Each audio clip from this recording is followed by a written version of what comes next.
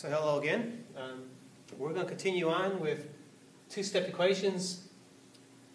And you can kind of see here that we have a word problem. Remember, all these other things we've been doing are really just more like exercises. You know, when it really comes push to shove, math is really about solving problems in life. Unfortunately, a lot of our problems really don't revolve around a whole lot of heavy math. So, but again, if you're working towards those higher paying jobs, you're going to need some higher level problem solving strategies, and this can kind of get you in that kind of thinking here. So write an equation for each word problem, find the solution. So when you're on a job, you may have to give them an answer, but you may have to support that answer with some work. So you have to kind of prove that your thinking is right. So it's not all about just getting to the answer, it's all that mess that it takes to get to that answer. So this is where your hands kind of get dirty. So here's a little word problem I have here.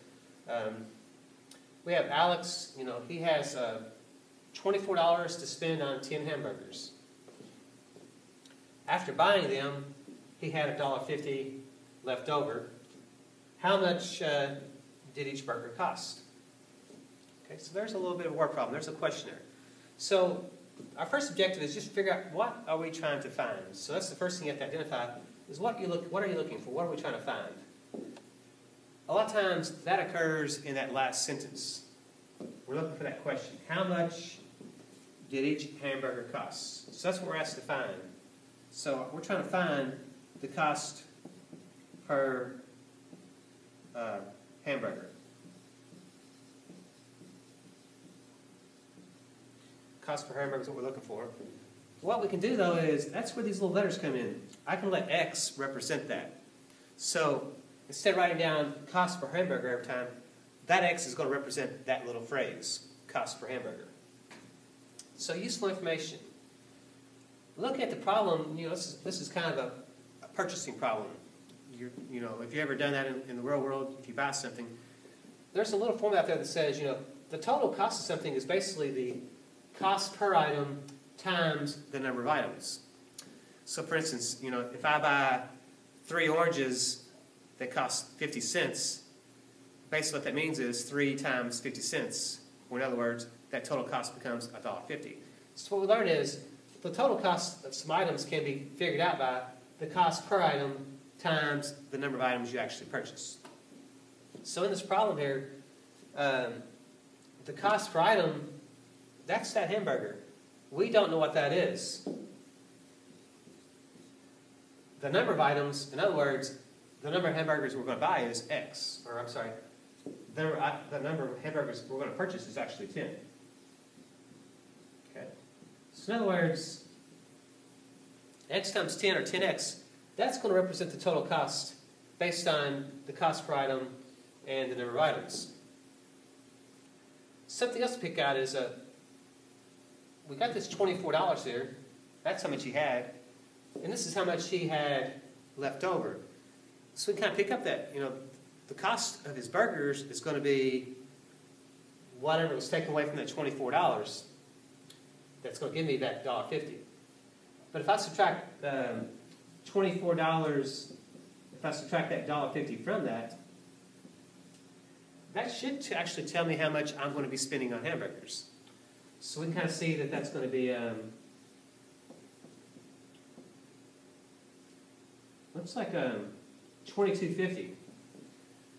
So he's actually going to spend $22.50 on the hamburgers. So we got total cost represented 2 ways.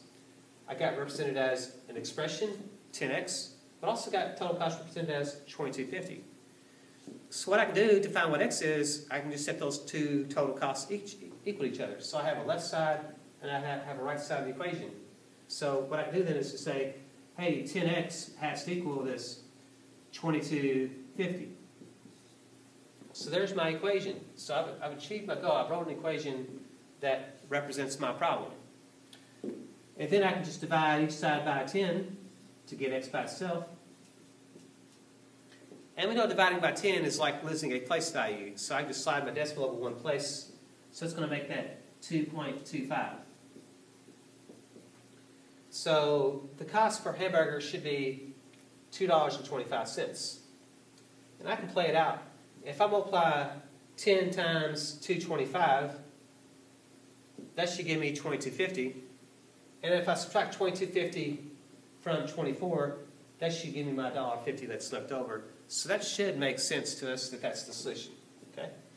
So that's what we kind of did is we find our useful information, we kind of put it together, we made our equation,